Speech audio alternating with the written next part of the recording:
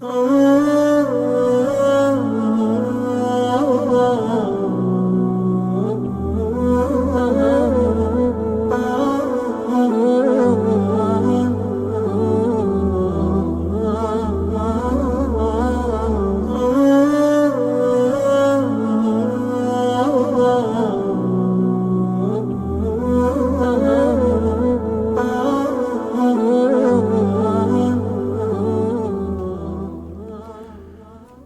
الله الرحمن الرحيم. الحمد لله رب العالمين، والصلاة والسلام على رسوله الأمين وعلى آله وصحبه ومن تبعهم بإحسان إلى يوم الدين. أما بعد،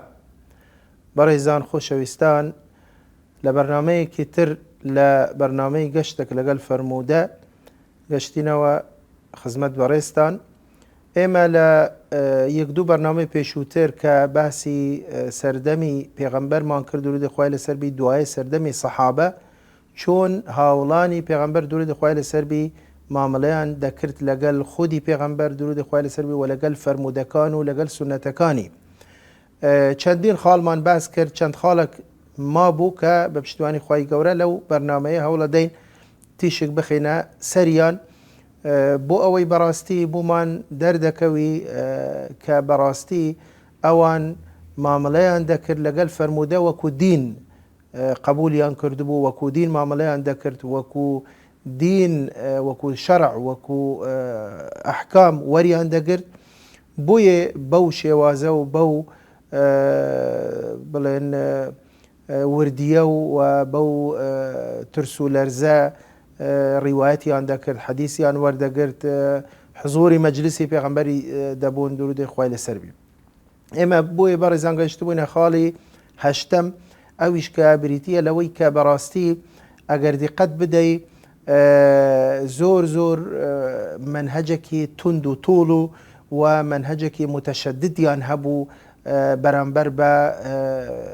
وەرگرتن و بەرامبەر بە جێرانەوەی فەرموودەکانی پێغەمبەر درودی خوای لەسەر بی. طبعا هەر یەک لەو خاڵانە بەڕێزان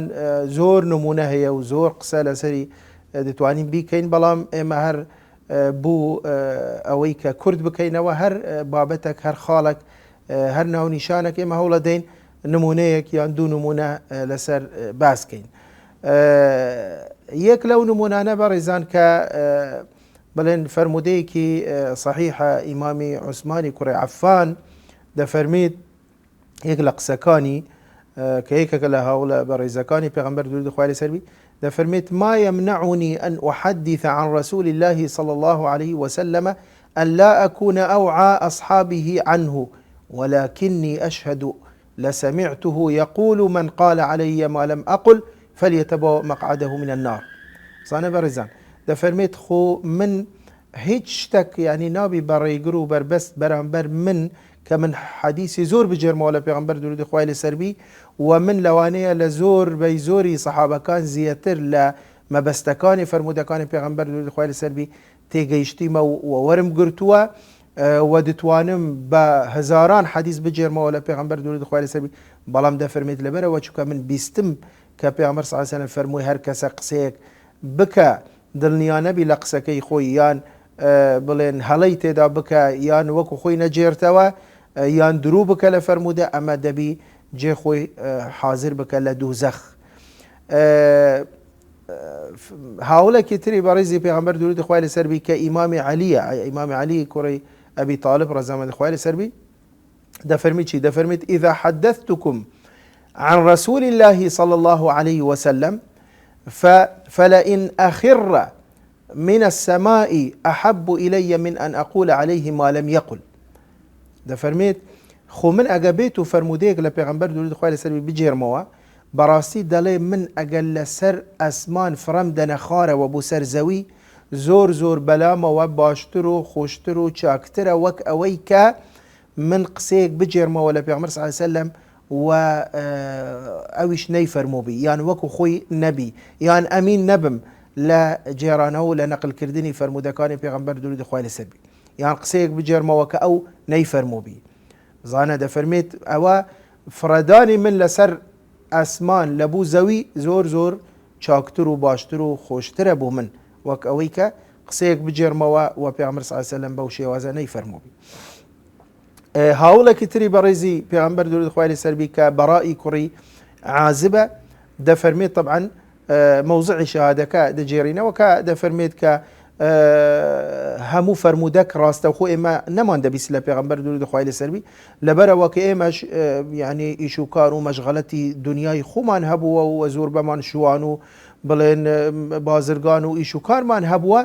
بەڵام ئێمە لە سەحابەکانی تر وەرمان دەگرت ئەو فەرمودانەی کە لەمە دەچوون کە ئێمە نەمان دەتوانی فریانە دەکەوتین لە هەموو ڕۆژ لە خزمەت پێغەمبەر صلی الله علیه وسلم فەرمودەکان دەگەیشت بە ئێمە لە ڕێی هاوڵانی تری پێغەمبەر درود خوای لەسەر بی. و لە کۆتایی قسەکەی کە ئیمام ئەحمەد دەجێڕێتەوە فەرمودەیەکی صحیحە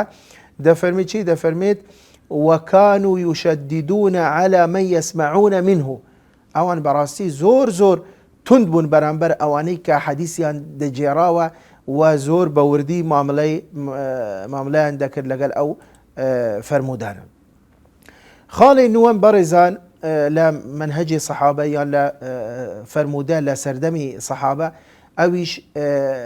خاڵێکی گرنگە، ئەویش ئەوەیە سەفەرکردن لە پێناو وەرگرتنی حەدیث، سەفەرکردن لە پێناو فەرمودەی پێغەمبەر درود خوای لەسەر بی بە تایبەتی لە دوای وەفاتی پێغەمبەر صلی الله علیه وسلم کە طبعا ئەمە لە سەردەمی سەحابە، بەڵێ ئێمە لە دواتر کە دێنە سەردەمی تابعین ئەو وەختی زیاتر بوو سەفەرکردن و ڕحلە لە پێناو وەرگرتن و لە پێناو دڵنیابوونەوە لەو فەرمودانەی کە بیستیانە زۆر زۆر زیاتر بوو و زیاتر گرنگیان پێدەدا، بەڵام تەنانەت ئەمە نەک لە سەردەمی تابعین، لە سەردەمی سەحابە ئەمە هەبووە بە تایبەتی وەکو گوتمان لە دوای وەفاتی پێغەمبەر درود خوای لەسەر بی. بۆیە یعنی ئەمەش بەڵگەیە لەسەر ئەوە کە بەڕاستی ئەوان پەروش بوون بۆ ئەوەی کە فەرمودەکان وەربگرن بە هەر شێوازێک بی یان نەک تەنیا بە ئاسانی بەلکو ئەگەر لە پێناو ئەوە زۆر زەحمەتیش بچێشن و زۆر هەوڵ و ماندووبوون یعنی لەو پێناوەوە سەرف بکەن یان زۆر سەفەری دوور و درێژ بکەن ماندوو بن جیان نەدەدایە بەس فی سەبیل ئەوەی کە حەدیثەکان وەکو خۆی وەربگرن یان دڵنیا بنەوە لەو حەدیثانەی کە بیستیانە کە گەشتووانە بەوان لە ڕێی هاوڵان و لە ڕێی ڕاویەکانی ترەوە. بۆیە بە خێرایی چەند نمونەیەک لەوەش باسەکەین کە یەک لەوانە کە عوقبەی کوڕی حارث یەکێک لە هاوڵە بەڕێزەکانی پێغەمبەر درود خوای لەسەر بی طبعا کە دوای ژنی هینا دوای ماوەیەک ئافرەتێک پێی گوتی من وەختی خۆی تو خێزانتم شیر داوە، یعنی کە ئێوە مناڵ بوون من شیرم دایتە تو شیرم دایتە خێزانت. ئیتر ئەویش ڕەسەن طبعا حەدیثەکەی ئیمامی بوخاری ڕیوایەتەکە لە صحیحەکەی خۆی دەفەرمێت عوقبەی کوڕی حارث کاتی کە ئەم قسەی بیست لەو ئافرەتە طبعا خۆی لە مەککە بووە و پێغەمبەر صلی الله علیه وسلم لە چێ بووە؟ لە مەدینە بووە. دەفەرمێت فركب من فوره قاصدا المدينة حتى بلغ رسول الله صلى الله عليه وسلم. دەفەرمێت کاتی کە ئەم قسەی بیست لەم ئافرەتە بەبێ دواکەوتن بەبێ یەک و دوو بە پەلە سواری با بڵێن هەسپەکەی خۆی بوو و ڕەسەن بەڕێی کەوت لەبوو چێندەر لەبوو مەدینە. و بەڕێزان ئێمە دەزانی سەفەرکردن بە تایبەتی لەو کاتە و لەو سەردەمە چەند قورس بووە، چەند زەحمەت بووە. ئێستا ئەگەر حسابی بکەین لە نێوان مەکە و مەدینە 385 کیلومترە کە بە سیارە و بە سیارەی زۆر بڵێن نوێ یعنی بە 6 سعات بە 7 سعات یاڵە ئینسان دەتوانی بگە. تەسەور کە ئەو تەنیا لەبەر ئەوە ڕەسەن بە پەلە سواری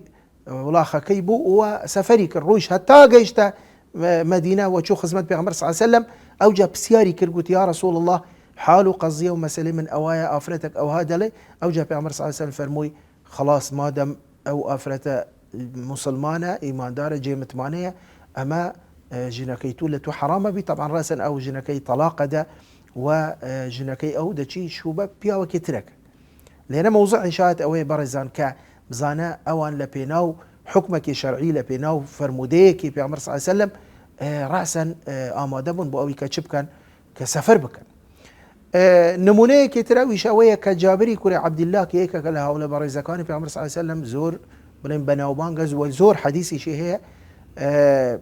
دفرميت دواي وفاة پیغمبر صلى الله عليه وسلم. طبعا ام حديثاش امام بخاري رواية كردوها للصحيحة كي خوي كده فرميت رحل جابر بن عبد الله مسيرة شهر إلى عبد الله بن أنيس في حديث واحد. الله أكبر. يعني يك مانك سفري كر طبعا جابري كر عبد الله لمدينة بوا لمدينة پیغمبر صلى الله عليه وسلم سفري كر لبو شام لبو دمشق بس في سبيل أويك حديثك بستيتي كعبد الله كر أنيس أوش كصحابية كترة لري أو وجيشتو جابري كر عبد الله ويستي زو بقد بو صحابية بيش أويك وفاتي بكبو أوي دل نيابي لوا خبر زان ليرا حديثك بيجيشتوها لو أنا هيك بلي يعني داعي هبوه مثلا كأم هولو ماندوبون وزحمته بتشيشي يعني خو حديثك بيجيشتوها بلان بس تنيا في سبيل أويك دل نيابي لو يتشد لأم حديثة فعلا عبد الله يكره أنيس بيستيه لبيعمر صلى الله عليه وسلم آماده يك مانك بشوروش امر يدور دبري سفرك اتا دقت شام اتا دجتا مالي عبد الله كوري انيس وليدا برسيدا فرميت او حديثه اتو بسيدا لبلا ام حديثه بيعمر صلى الله عليه وسلم من باستماع اوجد النياده بمرتاح بي ونمونه كتر اويشكا ابو ايوب انصاري كهيك كلا صحابه كان بيعمر صلى الله عليه وسلم اويش لمدينه بيعمر صلى الله عليه وسلم مدينه منوره سفرك لابو مصر بولاي عقبي كري عامر كصحابية كترة أم صحابية بريزان حديثك بيجيشتوا بلام أو سفرك لبو مصر بس في سبيل أوي كبتشي تلاي عقبي كري عامر بوي ضلنيابي لوي أم حديثة فعلا أو قتتي فعلا أو بيستيا لبي عمر صلى الله عليه وسلم يانا لبو يك حديث بريزان تنانت لبو يك فرمودة أم حديثة إمام أحمد روايتي كردوا وحديثك صحيح هذا فرميت رحل أبو أيوب الأنصاري إلى عقبة بن عامر في مصر من أجل حديث واحد لبناويك حديث بزانا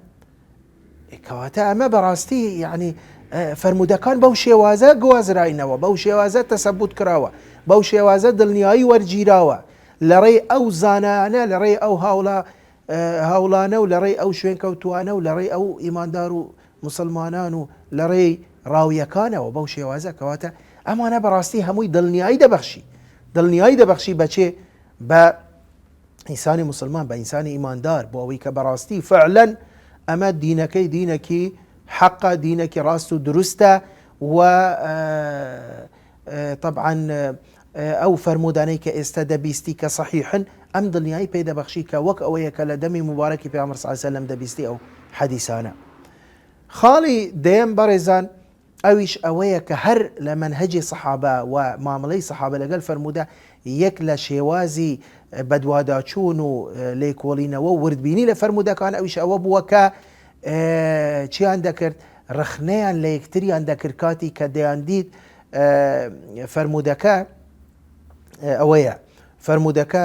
خەلەلێکی تێدا هەیە ئیشکالێکی تێدا هەیە یان ئەو سەحابیە هەڵەیەکی کردووە لەو فەرموودەیە کاتی کە جێڕایتەوە یعنی کەواتە ئەم بابەتە بەڕێزان کە ئەمە بڵێن بەپێی زاراوەی مستەڵەحی علمی حەدیث پێدەگوترێ نەقدی مەتن نەقد طبعا ئێمە فەرموودەی پێغەمبەر صلی الله علیه و سلم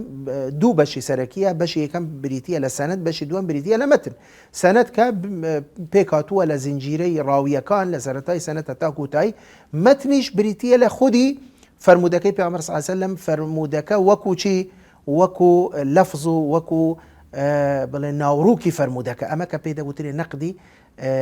مەتنی حەدیث. طبعا بەڕێزان بەداخەوە زۆر جار دەبینین يعني دژمنانی ئیسلام ڕووشەڵات ناسەکان بڵێن منافقەکان کۆمەڵە فرقەی گومڕاو کە دێن زۆر جار کە ڕخنە لە منهەجی زانایانی حەدیثە گرن ڕخنە لە عولەمای حەدیثە گرن دەڵێن چی دەڵێن وەڵاهی زانایانی حەدیث تەنیا نەقدی سەنەدیان کردووە هەرچی ئەو زانستانەی کە داناوە هەرچی ئەو فلتەر و زەوابط و تایبەتمەندی و مەرج و ئەوانەی کە داناوە بۆ ئەوەی کە لەناو حەدیث هەبی هەمووی پەیوەندی بە سەنەدەوەیە هیچ گرنگیان بە مەتنی حەدیثیان نەداوە. طبعا ئەم قسەیەکی زۆر بێ بنەمایە زۆر بێ بەڵگەیە بەلکو بە پێچەوانەوە ئەوە ئەوانن کە تەنیا گرنگی بە مەتنە دەن تەنیا مەتنی حەدیث دەبینن ئەویش بە پێی فەهمی خۆیان بە پێی تێگەشتنی سادە و ساکار و بڵێن سەرەتایی خۆیان هەر حەدیثە کە بە دڵیان نەبوو ڕەدی دەکەنەوە، هیچ شارەزاییان نییە لە علومی ئیسناد. بەڵام زانایانی فەرمودەناس ئەوان بەبێ ئەوەی مەسەلەن کە گرنگی بە لایەنێک بدەن و لایەنێتر فەرامۆش بکەن، نەخیر گرنگی بە هەموو لایەنەکان دراوە. بەڵێ زانایانی حەدیث گرنگیەکی زۆر بە سەنەد دراوە و دەیان زانست و دەیان بنەما و ئوسوڵیان داناوە کە تایبەتە بە سەنەدی فەرموودە و بەلکو ئەسڵی حەدیث بریتیە لە سەنەد ئەو جا مەتن. بەڵام معناوی ئەوە نییە کە مەتنی حەدیثیان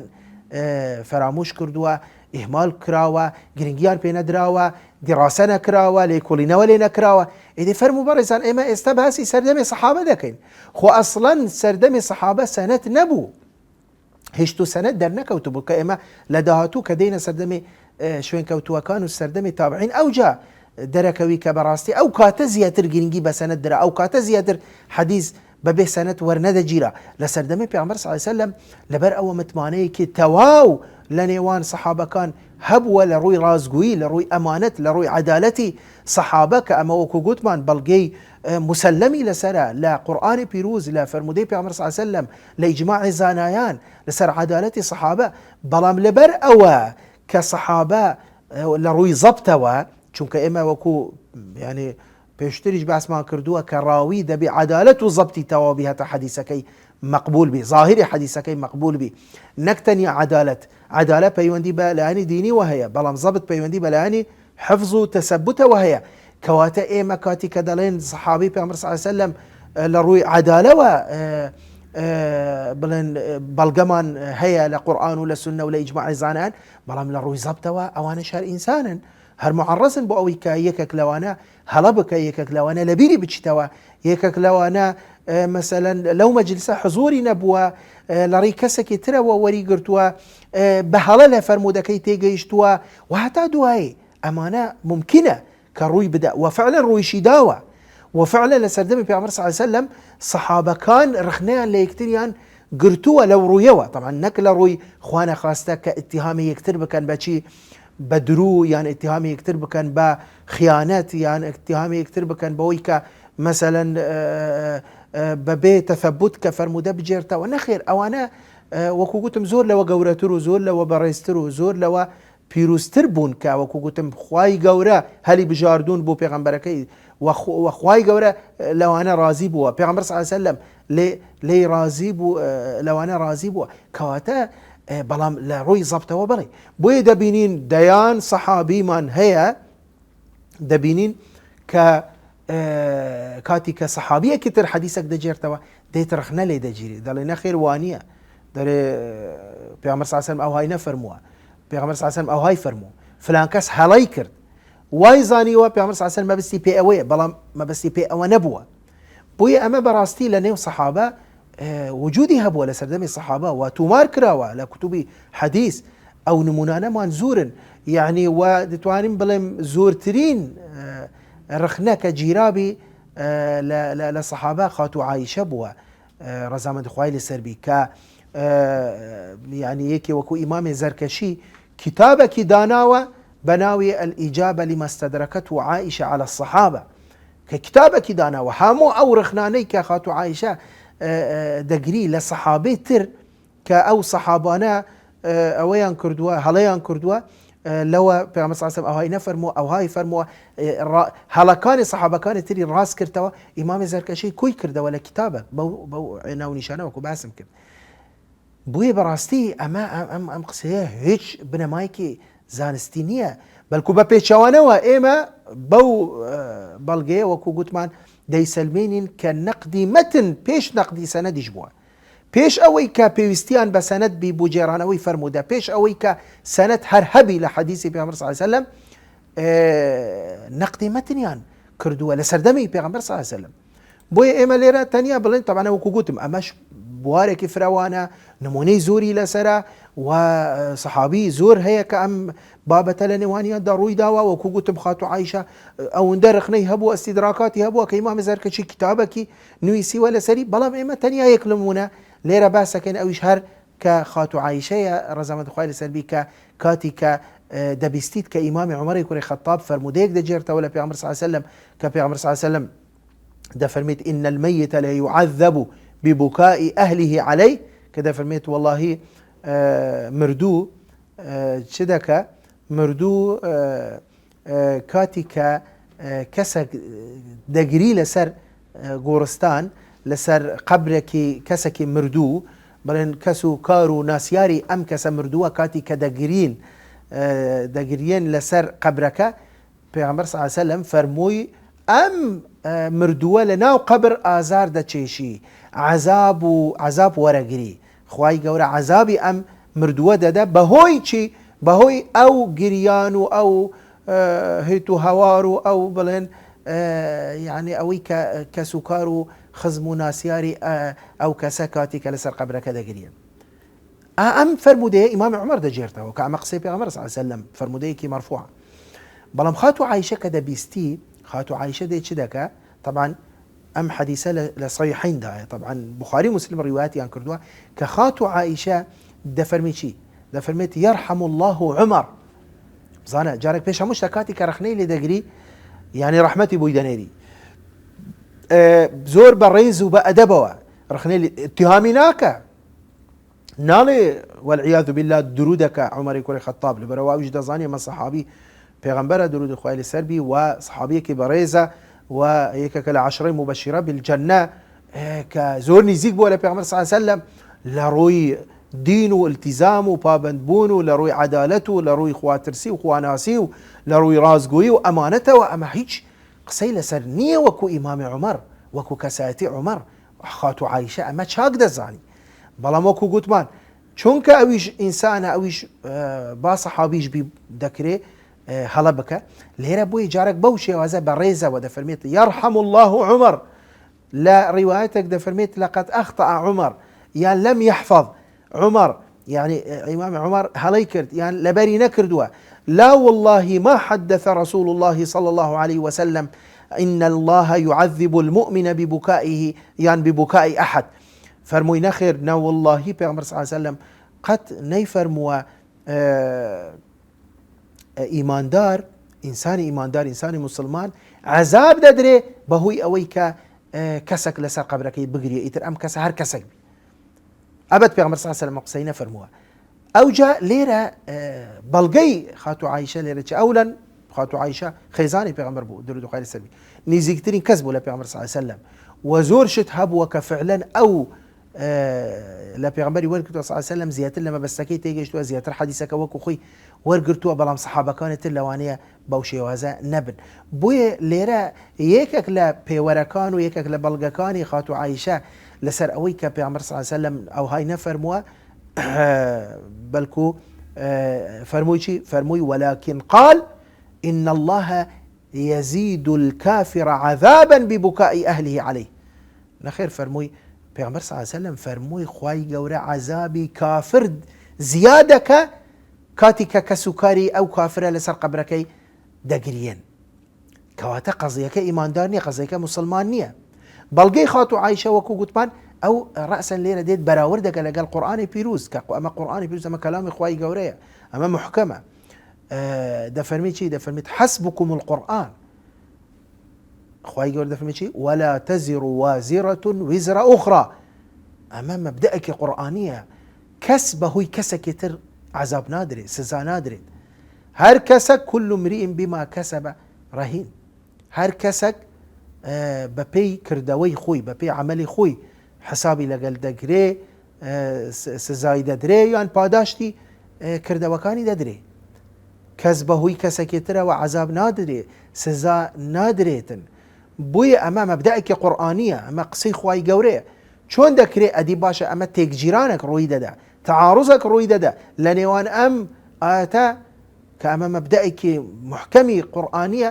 لەگەڵ ئەم حەدیسە ئەگە بێت و کەسێکی ئیماندار بی کەسێکی بڵێن خواترس بی کەسێکی موحد بی کەسێکی مسلمان بی دوای ئەوە بمری ئەوجا کەسێکی تر با بابیشی بی با دایکیشی بی با خوشک و برای بن با هەر کەسێکی خۆشەویستی بی خێزانی بی مناڵی بی کاتی کە دێتە سەر گۆڕەکەی دەگریێ ئەو گوناحی چییە بۆ ئەو عەزاب بدرێ بوی لێرە بەڕێزان بەڵام ئەمە لێرە نقطەیەک هەیە یعنی ناوی لەبیر بکەین ئەمە بەڕاستی کە ینی بوویتە دەرگا ینی دەرگایەک بۆ کەسانێک ئەوانەی کە بەڕاستی شارەزاییان نییە لە دین بە وردی پسپۆر نین لە دین دێن لێرە تاوان ئەمانە دەکەن بە نمونە بەوەی کە هەر حەدیسێک بە دڵی ئەوان نەبی یان هەر حەدیسێک بە پێی بوچوونی ئەوان دێن چی دەکەن دەڵێن ئەمە پێچەوانەی قورئانە و دەیان فەرمودەی صحیحی پێغەمبەر صلی الله علیه وسلم ڕەت دەکەنەوە بەو بیانوە بەو هۆیە بەوەی کە دەڵێ ئەمە چۆن دەکرێت ئەمە تێک دەگیرێ لەگەڵ ئاەتێکی قورئان خۆ ئەم مەبدەئە وەکو گوتم لە نێوان سەحابە ئەمە هەبووە و ئەم پێوەرە ئەمە وەکو پێوەرەك بەڵێ زانایانی فەرمودە ناسیش ئەمە وەکو پێوەرەك ئیشیان لەسەر کردووە فەرمودەکان بەراوردی فەرمودەکان کراوە لەگەڵ ئاەتەکانی قورئان و لەگەڵ فەرمودەکانی تری صحیح و لەگەڵ ئوسوڵی گشتی شەریعە و هەتا دوایی بەڵام بەڕێزان ئەمە کاری گەورە زانایانی حەدیسە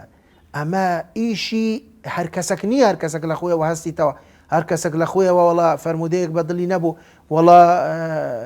یعنی تەعارضی هەیە بە پێی فەهمی ئەو بە پێی تێگەشتنی ئەو چێ دەڵێ ئەمە پێچەوانەی قورئانە بۆیە هەر تەنانەت خاتو عایشە فەرمودەیەکی ترمان هەیە کە صحیحە کە پێغەمبەر صلی الله علیه وسلم خاتو عایشە خۆی لە بەرامبەر پێغەمبەر صلی الله علیه وسلم کاتی کە پێغەمبەر صلی الله علیه وسلم دەفەرمێت من نوقش الحساب عذب دەفەرمێت هەر کەسێک لە ڕۆژی قیامەت کە مناقشەی لەگەڵ بکرێ عەذاب دەدرێ خاتو عایشە لێرە دەفەرمێت چی یا رسول الله أفلا يقول الله تعالى فأما من أوتي كتابه بيمينه فسوف يحاسب حسابا يسيرا باشە ئەی پێغەمبەری خوا ئەدی ئەوە نییە خوای گەورە دەفەرمێت ئەوەی کە بەدەستی ڕاست کتابەکەی خۆی وەرەگری ئەوە دەبی دەچتە بەهەشت و حسابەکەی چی حسابەکەی ئاسانە جەناب تیژ دەفەرمی کە عەذاب دەدرێ کەواتە بزانە لێرە تەنانەت خاتو عایشە ئەم فەرمودەیە کاتی کە بەراوردی کرد لەگەڵ ئەم ئاەتە وای زانی تەعارضێک هەیە تەناقوزێک هەیە تێکگیرانێک هەیە بەڵام ئەمە بە پێی فەهم و تێگەشتنی خاتو عایشە لێرە بەڵام کاتی کە پێغەمبەر صلی الله علیه وسلم ئەم بڵێن ڕوونکردنەوەیەک دەفەرمێت ذلك العرض دەفەرمێت ئاەتەکە باسی عەرضی ئەعمالەکە لكن من نوقش الحساب هەلك دەفەرمێت بەڵام ئەوەی کە مناقشە و گفتوگو لەگەڵی بکرێ ئەمە بە هلاکەتدا دەچی یان عەذاب حتمما دەبی عەذاب بخوت باشە ئەمە ئەگە بێت و خاتو عایشە دەبی بڵێت یا رسول الله ئەمە حەدیث نییە ئەمە لەبەرەوە پێچەوانی ئاەتی قورئانە بەڵام کاتی کە پێغەمبەر صلی الله علیه وسلم ئەم ڕوونکردنەوەیە دەفەرمێت ئەمە تەنیا مجرد عەرضی ئەعمالە گفتوگو مناقشەی لەگەڵ ناکرێ بەڵام هەر کاتە گەشتە ئاستێ ئەوەی کاوەرە ئەتوو بوو ئەو هات کردو بوو ئەو هات چووی و بوو ئەو ها ڕووی بوو ئەو هات گوت و یعنی گەیشتە ئاستی گفتوگو مناقشە ئەو وەختی ئللا دەبێ عەذاب بخوت کاتی کە پێغەمبەر صلی الله علیه وسلم ئەم ڕوونکردنەوە دەدا خاتو عایشە ڕاستەن تەواو ئیشکالەکە نامینی بویە بەڕێزان زۆر جار ئەم تعارضێکی ظاهریە تعارضێکی ڕووکەشیە بە پێی بڵێن فەهمێکی سادە لە بۆ ئاەت و ئەم حەدیسە وا دەزاندرێ کە تعارضێک تەناقضێک دژایەتیەک هەیە بەڵام لە حەقیقەتدا وانە بۆیە بەڕێزان تەنانەت زانایانی فەرمودەناس علمێکیان داناوە زانستێکی سەربخۆیان داناوە ئەویش بە ناوی علمی مختلفی حدیث و مشکلی حدیث علم مختلف الحديث ومشكل الحديث كجورة زانيان حديث كتابي على سر داناوة أمثال إمام الشافعي كتاب اختلاف حديث داناوة أمثال إمام ابن قتيبة الدينوري كتاب تأويل مختلف الحديث داناوة إمام طحاوي كتاب مشكل الآثار داناوة إمام ابن فورك مشكل الحديث وبيانه دايناوة جورة زانيان أو جا زانيان أوانك شرحي سنن كانيان كردوا أو حديثانا كاتي كظاهرا تعارضك هي لقال آياتك باس كراوة شرح كراوة أو إلى سرميك إما بقرينوا بزانين فهمي حقيقي وصحيح تشيا واتاي تواوي أم آياتا وأم حديثة تشيا كاتي كدزانين أو وقتي أم إشكالة ناميني أم التباسة أم تكجيرانة أم تعارضة أم دجايتية ناميني أو كاتا آياتك لجي خوي ورد حديثكش مادام صحيحة دبي إيش بكري كواتا بريزان رخنا قرتن لحديث لسر أساسي متن أما منهجك هلية تنيا لسر مجرد لسر أساسي متن أمام منهجك هلية بەڵام منهجی ڕاست ئەوەیە وەکو زانایانی حەدیث کە هاتوونە دیراسی سەنەدیان کردووە پێش مەتن، بەڵام کاتی کە سەنەد کۆتایی پێ هاتووە دیراسی مەتنیشیان کردووە. زۆر حەدیث هەبووە سەنەدەکەی صحیحە، ئیشکال لە مەتن بووە، حەدیثەکە ڕەت کرایتەوە، ضعیفە لەبەرەوە مەتنەکە خەلەلی تێدایە. بۆیە بەڕێزان ئێمە بڵێن کاتمان تەواو بوو ئینشاءالله بە پشتیوانی خوای گەورە یەک خاڵمان ماوە کە پەیوەندی بە منهجی سەحابەوە هەیە، ئەویش خاڵش کە خاڵێکی زۆر گرنگە، توانم بڵێم لە هەموو ئەو خاڵانەی کە باسمان کرد گرنگترە. بۆیە ئینشاءالله هەوڵە دێن لە بەرنامەی داهاتوو هەندێک بە وردی قسەی لەسەر بکەین و نمونەی زیاتر لەسەر بینەوە ئینشاءالله تعالى. وآخر دعوانا الحمد لله رب العالمين.